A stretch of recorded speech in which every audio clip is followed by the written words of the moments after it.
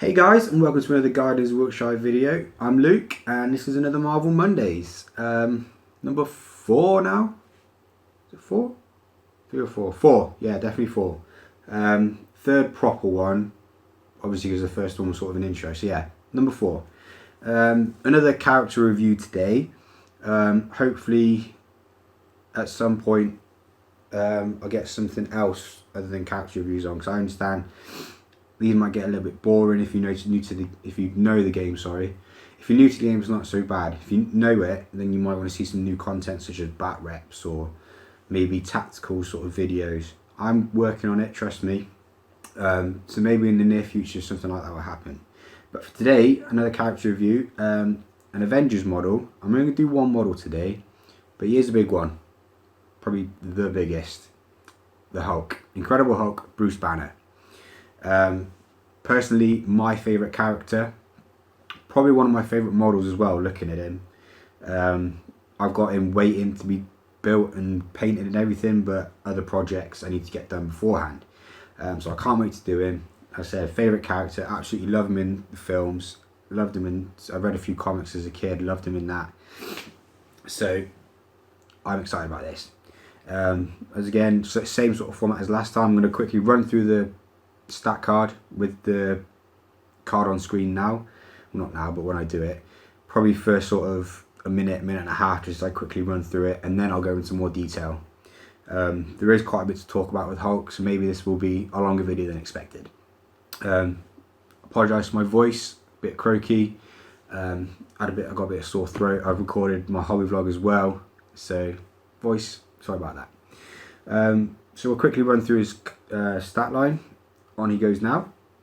So level 17 stands out straight away. Coming to that later. So he's affiliate Avengers good. Attributes power 10, speed 4 and 9, strength 6, attack 6, size 4, agility 7, stamina 11, willpower 7. Skills, he has rage 4, fury, resistance 1 to physical and energy, and toughness 1. Defenses 15 for physical and energy, and 14 for supernatural and mental. Endurance bar, probably the biggest I've ever seen. I think it's 22 points of endurance. While he's in the grey, he gets -2 power. In the pale, he's -1 power. And in the red, he's +1 attack and +1 power. Special powers I'll quickly do first. So he has super jump and Hulk angry. Love the name of that, Hulk angry, sounds awesome. Attacks, he has 4 different attacks. First is gamma strike, then Hulk smash. Hulk smash! Sorry about the impression. He then has Hulk thunderclap, and then Hulk earthquake. So I'll remove the card now. So what stands out? First off, level 17. The most expensive model in the game. Sentry is 16, and Hulkbuster, the Iron Man armor, is 15. So you can see he is the big bad boy of the Marvel Universe miniature game, really. As he should be, he is the Hulk. Power 10 makes sense, but obviously while he's in the grey, he's only 8. So it's the sort of toss-up. Do you want to get him in to get him damaged so he gets a bit better? Or do you want to sort of preserve it, just keep him at the back and just throw stuff at people? Because after all, he's strength 6. I don't think anyone else is strength 6. I know there's other strength 5s, and Magneto can do a strength 6 throw, but he's not actually, his strength characteristic isn't 6. I may be wrong. I'm not overly familiar with all the characters, but I think he's definitely one of the highest. There's no one on strength 7 anyway, because that'd just be ridiculous throwing skyscrapers around. So strength 6, he can throw buildings, which if you've got sort of one model who's really struggling, throw the building at him, and they're basically dead. Attack 6, average. I think overall, based on his attacks, and I'll come on to that in a bit, it's justified. You don't want him to be attack 7 for what he can do. Speed, I missed out, sorry, 4 and 9. Average, really. His second speed is a lot quicker, which can be useful if you need to get to something to throw, or get into a model to throw them, which is what you're going to be doing with Hulk. You're going to be throwing more than anything. Size 4, agility 7, average, stamina 11. Yeah, makes sense. So when he does get into the pale and the red, and he becomes more effective, he's not going to be knocked out.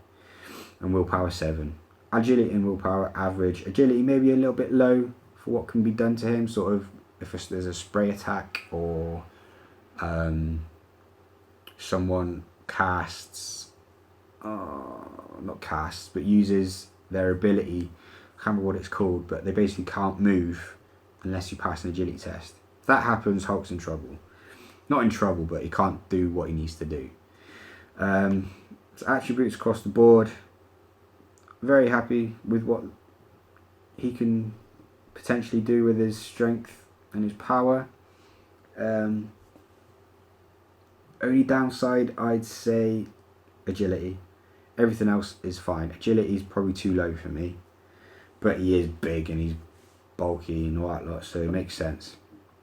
Talk about defenses. They are average, because if they were maybe even just 1 higher, so his physical energy was 16, that becomes sort of overpowered, and he's not going to take any damage. Couple that with his resistance to physical and energy. If his defenses were higher, he would not be taking damage at all, really, I'd say. Well, probably 1 at a time, 1 per turn. You don't want that as playing him either, because he's worse than the Grey, so you want him to take some damage to become enraged. Be the Hulk. Rage 4. I think we talked about rage with Drax. So when this character recovers from being knocked out, they immediately gain an additional X power counters. So in this case, 4 power counters. So if he's knocked out in the red, so he knocked out, wakes up, stands up, so that's 2 power from his 10 gone. He gets +1 in the red anyway, so that's 9. +4, he's power 13 if that happens. Power 13.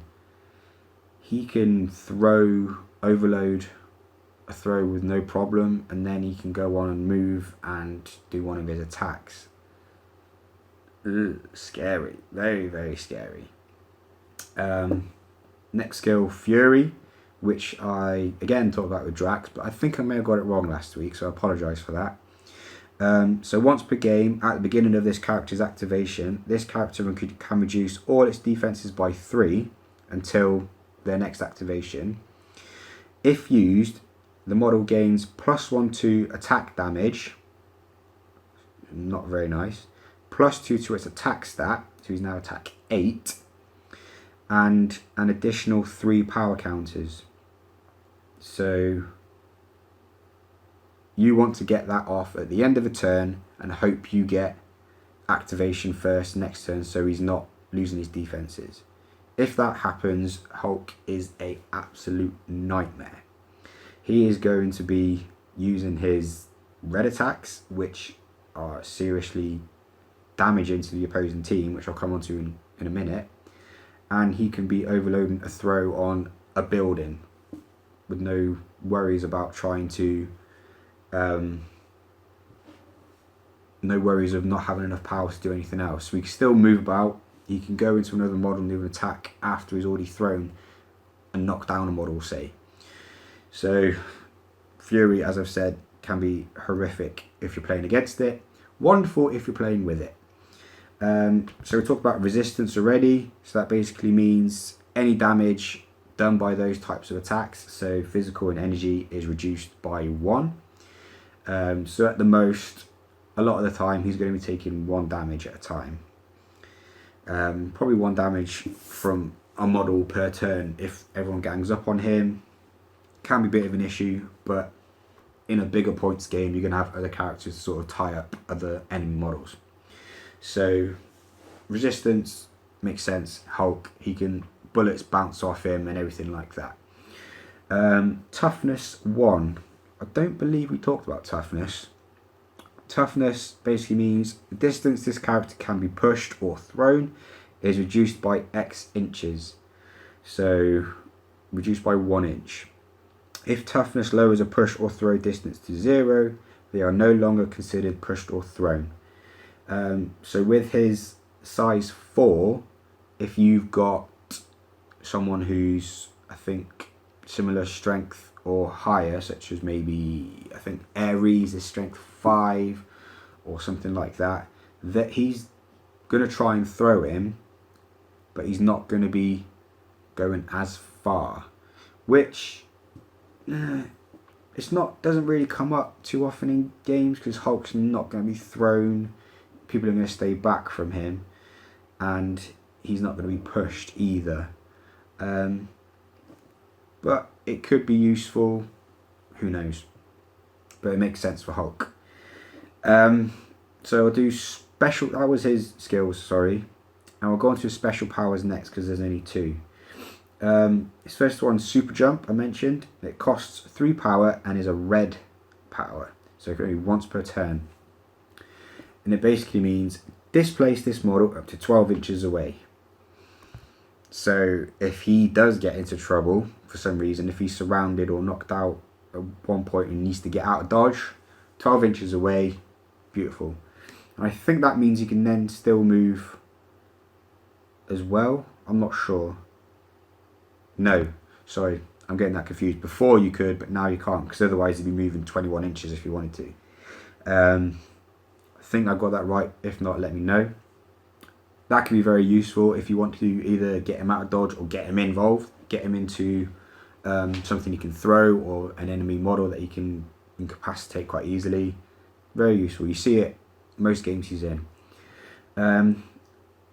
Second special power, I love this power, Hulk Angry. This model's grab and throw actions cost 1 more power, but when this model throws an object, not characters, it inflicts +1 damage. So for the extra power it costs, you do an extra damage, which is a fair trade-off, I'd say. So with his strength 6, he's going to be doing some serious damage. So if you've got models such as, I'm trying to think of low endurance, so Rocket, he's going to be staying back a lot of the time. If he's targeted by a grab and throw by Hulk with a building or something similar, maybe a truck or something like that, he is going to be roadkill. Any other model as well is in serious trouble. That is a perfect sort of special power for Hulk. I love it. Attacks now. My voice is going, so I'm going to grab a drink. So I'll go through I'll go green attacks, blue, and then red. So his green attack is Hulk Smash. Physical attack costs 2 power, does 2 damage, and only can be done in melee, so hand-to-hand combat. And the overload effect is push 1d8. Standard attack, 2 damage, fair enough. You might want to couple it with Fury for the overload push, maybe, but you want to overload, make sure you get that 2 damage. Otherwise, while he's healthy, he's down to power 8. It's basically 3 power wasted. 2 power wasted. Yeah, 3 power wasted unless you get the extra dice. You may want to do it if he's near, the other person's near an objective. Could be useful. Blue attack, Hulk Thunderclap. This is once per turn. It is an energy, and it's a noise, percussive, that's the word. I couldn't think of the word, it's a little speaker button, but yeah, percussive is 3 damage and is a spray attack. So trying to think of in the Incredible Hulk film, that was years ago now, you see him go like that. Hulk thunderclap. 3 damage. So even if they avoid with an agility test, it's still, is it half damage rounded down or up? Not sure. 1 or 2 damage either way. 3 damage if they fail. Awesome. If you've got a line of opponents, especially with Hulk's super jump and his secondary speed of 9, he can get into position and get that off once per turn. Very, very handy. So I'll do Hulk Earthquake next, which is his first red attack, and that costs 4 power. It's physical, is 2 damage, but is a 4-inch expansive wave. Effects are characters affected by this attack who fail the agility roll become knocked down. So if you imagine a scenario where the enemy team is surrounding a objective in sort of relic or what's the one, the Infinity Stones one, Hulk can jump in, do this, they're all knocked down, all take 2 damage, and he can then move on. She's got the power to do it. So we can then target sort of the bigger heroes who are knocked down, who may have failed the agility roll. Love it. He basically, I can imagine him just jumping in, smashing the ground, and you see the sort of concrete around him sort of crumbling and everyone falling down. Awesome, sorry. And his final attack, another red one, is Gamma Strike.